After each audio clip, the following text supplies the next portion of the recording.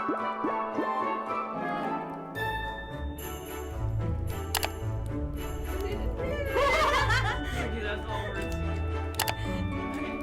everyone, I'm Nadia. Hi, I'm Aaleia. And I'm Nameera. And this is Operation Tomatometer. So today we have a super special guest featuring on our episode. It's Jessica, one of our producers and the Classics art and entertainment editor. Woo! Hi everyone, my name is Jessica, and as Nadia said, I'm the arts and entertainment editor, and I'm super excited to be here as a Salvadoran American who feels super strongly about the film we'll be reviewing today. And so, unless you've been living in the walls of a magical casita, then you know of Disney's newest animated film, Encanto. So a brief synopsis of the film. It centers around the Madrigal family who lives in Colombia in the forest called Encanto. And every person in the family has a special gift which they receive from their magical house, except for our protagonist, Mirabel. And she realizes very soon that her house and her entire family's abilities are in danger, and that ultimately it's up to her to figure out what's going on and to save the town and her family. Okay, so let's start with our Rotten or Not segment where we try to predict the scores that the tomato heads back at Rotten Tomatoes have given to this film, Encanto. Then, we'll talk about if those ratings are ripe or pretty rotten. So now, what are each of our guesses for the Rotten Tomatoes score? Okay, I'll go first. I would like to give it a 96. I really enjoyed the film. I thought the music was great, and it also incorporated some cinematography techniques that really surprised me for an animated film, and I just really enjoyed it overall. That is actually very surprising that you think that it's like a 96. Is that what you think that it should have, or is that what you think that the critics gave it? That's a hard question. I think that's my guess for critics and also personal at the same time, I think. Okay. Well, I think that it's probably a little lower, and maybe it is deserving of a lower score because it's probably not as good as other Disney films that definitely got maybe around a 96 or higher than 96. So I'd say like about a 90. Okay, I can see that. Yeah, I think, I agree with that statement. I think it was great, but I feel like a 96 would be like earth-shattering. I think Encanto, for me personally, and I think critics would agree, that it was a very, very good film. I think it's deserving of 88. You know, I'm gonna do like a really, oddball out here. As Aaleia said, critics, I don't think they understood it as much as we would have, and I feel like, it was a film for kids, if that made sense. Disney films are usually for kids, but this one especially felt very for kids, for teens. It didn't feel like maturity of like Toy Story, which is something that I feel like a lot of critics would have related to more than Encanto. I'm gonna have to disagree. That's with really that. interesting. Yeah. Mm-hmm. So 96, 90, 88, and 75. Wow. 75. Going right down. Got a good Right down, range. yeah. So now will our lovely director give us a score. Okay. Okay. Ready? Everybody? Yep. Oh my Oh, god. right on the money, Aaliyah. Okay. I get to no. keep this today. Yes, again. So, what do we think? 90, it's really not a bad score at all, so I can't say I'm upset. I think 90 is a great score, and I can understand the critics, but yeah, I think it had a lot of great elements to it, and I think it was one of the better Disney films that have come out in the past few years, so I was really pleasantly surprised by it. Yeah, after I watched it, I was like, was this really like a modern Disney movie? Or it just felt so different, and it was refreshing, and I thought it was a lot better than what they've been coming out with in recent years. So if this is really any indication of what's to come, then I'm pretty excited. Same. I think also, this film touched upon a lot of really great themes and made it in a fun and light way with these magical abilities and whatnot. And that's something that not only appeals to us as teens, but also little kids. Little kids are Disney's biggest audience, and I think that's the main thing here, keeping them engaged and interested. I have a quick question. Aaleia and Nadia, you mentioned it wasn't as good as other Disney films. What other Disney films would you have related this to? Especially Aaleia, you said it was better than some Disney films they released recently. What Disney films did you think? Well, it wasn't as good as my personal favorite, which is WALL-E. Yeah. But actually, that makes me think that the ones that I personally like better are usually the ones that are more forward-facing. And Encanto was very forward-facing. It felt modern, and I think that's also why teens probably would have liked it, maybe even more than older critics because it felt modern. The music felt modern.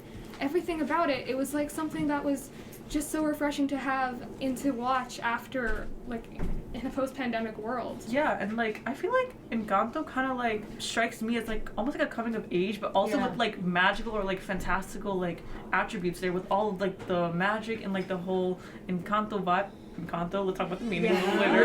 But you know, it kind of like meshed that and made like the best of both worlds, and it just appealed to like a lot more people in that sense, you know, being the oddball and just trying to find your way. Yeah, I thought the whole movie brought up a lot of insecurities that everyone can relate to, so I thought it was really relatable in that modern sense that it appealed to everyone. And Jess brought up a few points that I slightly disagree with. I think that it definitely had like those elements that appealed to kids, but I did think it was kind of mature in some ways. I thought it was very complex, like the familial relations, and I find myself, to answer your question, I find myself gravitating towards those Disney films that like go towards family, like Frozen with the sisterly bond. Onward, I liked Onward with the brotherly relation. Like that was really nice. And then again now with Encanto, like the whole family, I just really loved it in themes like that. Yeah, something I definitely want to mention is Encanto. It related to people with bigger families. It was great, you know. With Maribel, she was the youngest. I'm pretty youngest. I think so. And she had well, except the little. Well, like, yeah, but she was the youngest within her like sisters, and it was very interesting to see her, you know, as the youngest sister and how it played a part in their family role. And especially, you know, since she didn't have powers like her sisters and her cousins. Yeah, I also have to disagree that it wasn't mature because I thought that there were many things that were mature, like in its representation of what it means to be human and what it means to live in this society. Because teenagers watching this, we're between childhood and adulthood. There really is no meaning of what it means to be a teenager because there's no reason that we should know what we want to do in our lives and we should know who we are yet because our brains aren't even fully developed, and we really see this in the movie. Because our protagonist, she didn't really know where she fit in. Exactly, world, and she didn't have a gift, but she also had little gifts. Did you guys notice that? That she was like a crafter and she had a pen and everything? So she did have little things that made her special. Maybe she didn't see that because of her grandmother, and I think we can all relate to that sort of thing. And even when you mentioned the grandmother, I think that was a key point in the film, Mirabel's relationship with her grandmother, and kind of like the strain of the relationship, and then it reached the climax where everything kind of fell through with them. And then they talked it out and they reunited in a way, and just those relationships like that. And who knows, like as teenagers, you know, you kind of have fights with your family, things always work out, but I think that's where it also was mature in a way, like the dynamics of like teenage relationships with your family. Yeah, I definitely feel as a Latina, like it very represented the broken family that we have within our culture, that, you know, you really keep hush-hush about some things that happened, and I feel like that's really represented within the music in this film. So, you know, let's talk about the music. There's so much to rap. I've been listening to that soundtrack for 2 weeks. It was so good. It's so good. So good. What's your favorite song?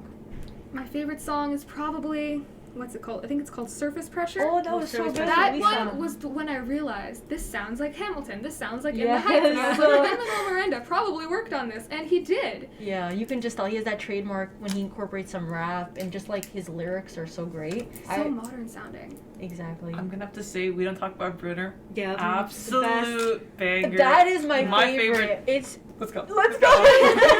It's so good. Yeah, definitely. We don't talk about Bruno. Amazing song. I feel like they really used the soundtrack to develop the plot way more. Yes. Definitely, yeah.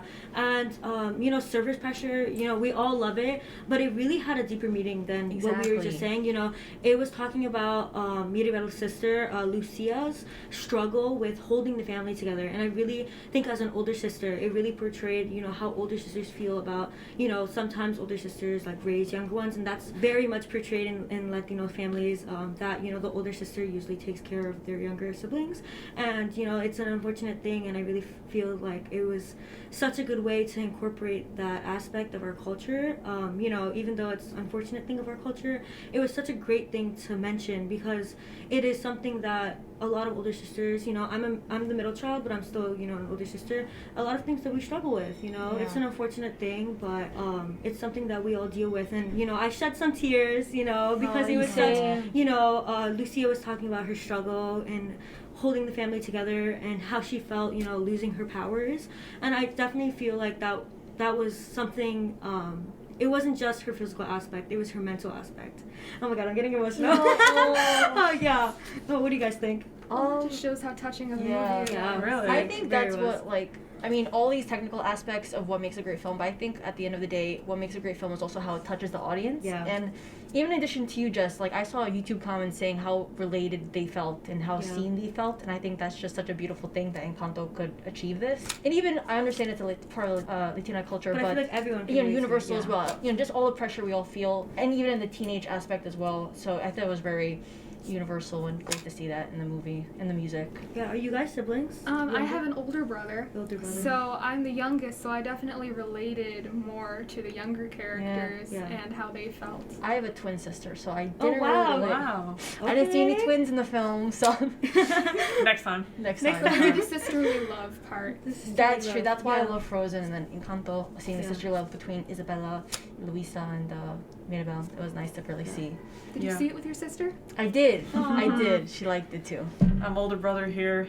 It's not fun, but yeah, sometimes, you know, family's family, you know, we keep it together. What about the other song? We talked about Luisa's relatability in Yeah. her song, but then there's also Isabellas Song, and that shows a different struggle that people have, and not just the pressure, but she also experiences her pressure of trying to do things for her family, putting her family first, because she always was. She even wanted to marry, what's his name? Marry the hot guy. guy. The hot, The hot the very guy. hot guy. She didn't even love him, but she wanted to marry Yeah. him for her family and do what's best for her family. And it was really beautiful to see her come out of her shell as well and see what else she could do, as Yeah. she said in the song. I think her getting rough and dirty was like perfect. You know, Yes. all, Cactus. throughout the whole movie, we see her as this perfect enchanted. I thought she was like very snobby at first, Yeah. but you know, she She really was. showed herself, and Yeah. it really went to show that like we're put through these stereotypes, we're put through these aspects that we have to make ourselves perfect as human beings, but we're not perfect. We're our own individuals, and I think that was a really beautiful thing to show her character go from this snobby, very hateable character Yeah. to such a beautiful, relatable character that I definitely could relate to, because you know, especially as parasites, you know, we put Yeah. ourselves up to perfection, and you know, seeing her break out her shell and be something completely different, and you know, get her family a little bit upset, you know, because she's all rough and dirty, to be such a beautiful character that you can definitely relate to. Oh my god, something that I want to talk about is that I feel like some of these songs have a lot of like qualities that are similar to like other songs in Disney movies. For surface pressure, like for like the animation style, I feel like some part of it, when we got like really close up to like Luisa's face, it kind of was like Hercules. Yes! I was thinking that I when was you were like, talking right now. oh my gosh, it's just like Hercules. Like it's something about it was just like, and also like the Yes. parts where it was like lifting, like she was lifting boulders and stuff. Yeah. Very Hercules. I got chills right now. Exactly. I love that. Exactly. And then like I feel like the song about Isabella, it kind of reminded me of like Tangled, like When Will Life Begin. I just like Oh, wow, it just yeah. clicked for me Can right we now. just And I talk was like, about oh my the gosh. like the abstraction like in these animation? Like I Yeah. thought Encanto was so beautiful with that. Like the way they just visualized all of like what they're saying, and just the cinematography as well. Like the flowers, Isabella, Yeah. Luisa, and then like they said, like it was obviously it's not happening in real time, but like she's holding like there's like bulls or something around her, Yeah. and then there's you just like I thought it was really great like the animation Yeah. and how abstract it felt. The animation, it felt, well, it didn't feel, like, you know, real because it's animation. And it's Disney, and that usually their style isn't to make it too realistic. But watching it, it did feel realistic. Like, even the characters, they looked real. Like, they Yeah. look like these are people who could exist in real life. And I love that. And I love the representation of all the different characters and how everyone looked so different. Because Yeah, that's the one of the diversity. struggles, is making characters who do look different. Exactly. I think that just adds on to relatability. Like if you see someone on screen that like looks like you feel included automatically, Exactly. 100%. Small face representation. Exactly. The main character, she was quirky, she was different. She wasn't like this set in stone, like perfect main character. She was very relatable, obviously, you Yeah. know, that was the whole point, but she was very like humorous, she was so funny, and she had a small face. Can I just say that? I'm sorry. Small face representation is like such a great thing to see. I know I watched it with my sisters, and my older sister was so happy because she was like, small face representation, such a great thing. Yeah. I love that. And also curly hair. I had curly Yes. hair. I have curly hair just like her, and it made me so happy because it's very hard to find another person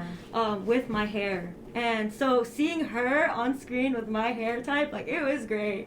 It was great. There's just so many levels to Encanto with its relatability Yeah. that it's Yeah. I mean the charm of it, right guys? Encanto, Uh-huh. what Encanto means. And I do have one point. in addition to the animation that I love throughout the entire film, and then also it was emphasized heavily in the songs, but the cinematography and just like the direction, because obviously it's not like an actual person holding the camera, but you know, still how the camera moves within the animation, it really struck out to me, right? Like especially in We Don't Talk About Bruno, it was moving like it was handheld, and it was like literally, swooping and close-ups, and it was just very enthralling to see. I felt like I was being immersed in the moment, like it's like swiping, the transitions, just like overall to see that in an animated film, I think that was like breaking some things that I don't usually see in animation. So I thought that was really awesome for Disney to do that in Encanto. So that was just, I was so excited when I saw that. Like the camera movements are just awesome. We also talk about how different it is, and maybe this is why some critics didn't like it, is the very small scope of it. Like usually when you have a Disney film with a main character, especially like the quirky main characters or anyone who needs to go on some sort of personal journey, there will be like some huge quest that they go on,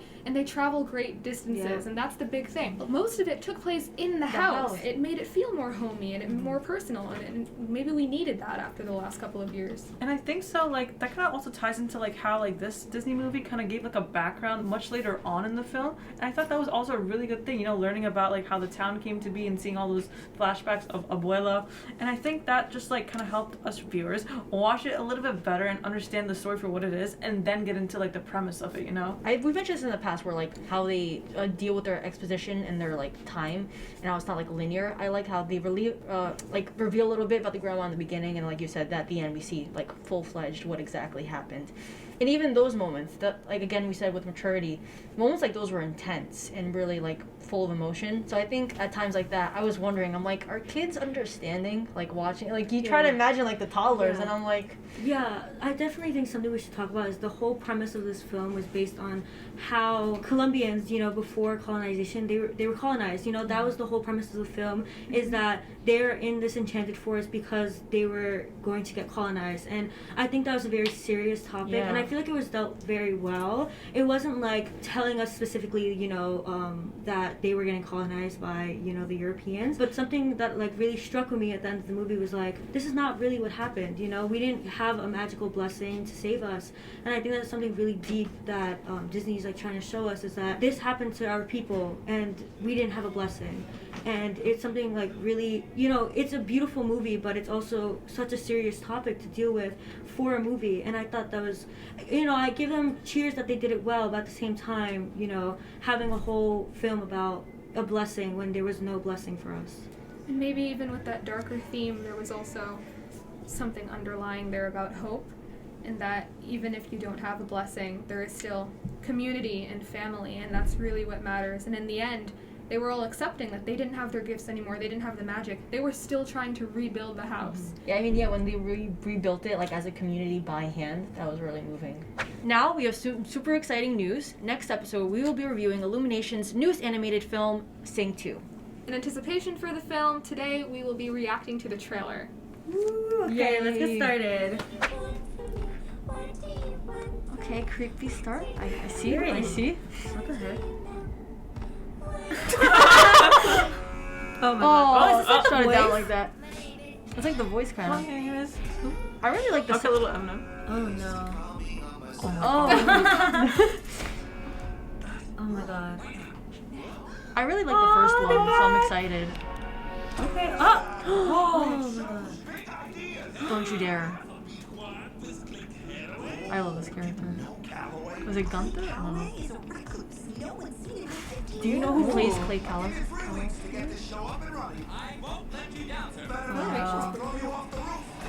Yeah, it looks good.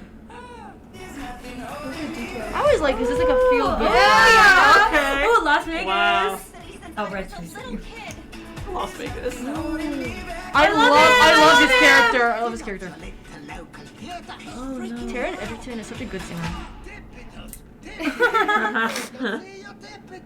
This is my daughter, Portia. That's She wants beautiful. to be Calloway. Big fan. My sister is on her way to meet him right now.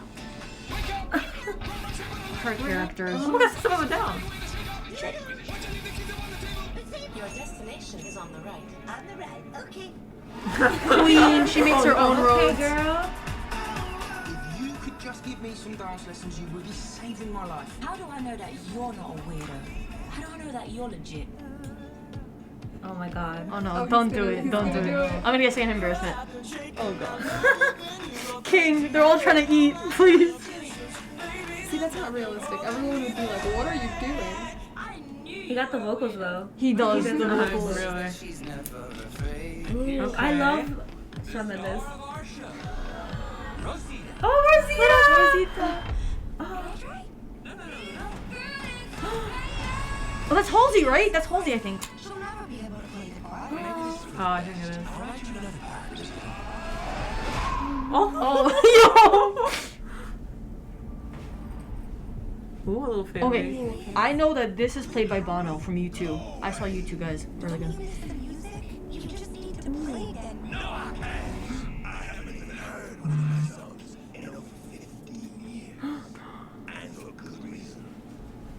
Really bad songs. If it's U2, no. Oh, Rosita. No, oh my god. This is gonna be a little more intense, this one. Look at the camera moving again. life. Yes, Oh my the god, camera- yeah, I like those.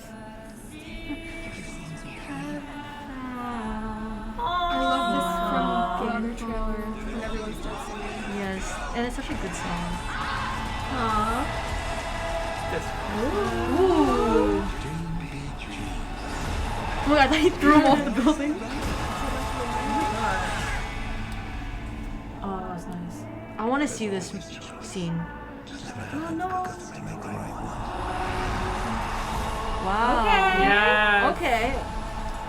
Looks like a lot's happening. Nice. Oh my god, look at that. I know the cast. cat. Wow, Oh, they have Bono. Dear God.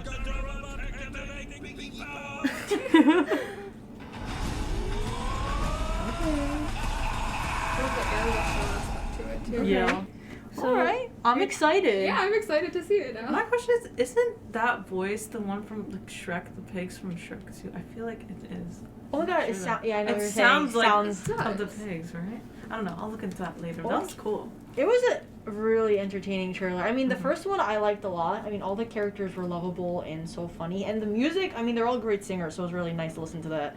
And so I'm excited now for the second film, and like this new round. And now added Bono. My mom loves him, so I'm really excited. You know, we all grew up with this film. What do you guys think? Like, the second movie's coming out. I feel like it's been years. Like, I How feel long like has it been? Like, yeah, it's been pretty long. But also, I feel like I don't know the plot for this one. Like the first one, it was kind of like more you obvious. could tell, Mm. yeah. But this one is kind of like I'm kind of interested. Who's this new character? What's gonna do? all Yeah, that looks type like a of stuff. lot's happening with like each of their own like journeys. Yeah. So I'm excited to see that. All right, so make sure to stay tuned for next week's episode where we will be watching Sing 2. woo! Okay. Thank you guys for watching, and thank you, Jess, for being here. Thank you Thank guys you. for having me. I love the show. So be sure to check us out on Spotify, on YouTube, and also rate us 5 stars on Apple Podcasts. If you're watching on YouTube, all of those links are in the description Below. below. Make sure you open those links, please. Once again, thanks for watching, and this was Operation Tomatometer. Happy holidays!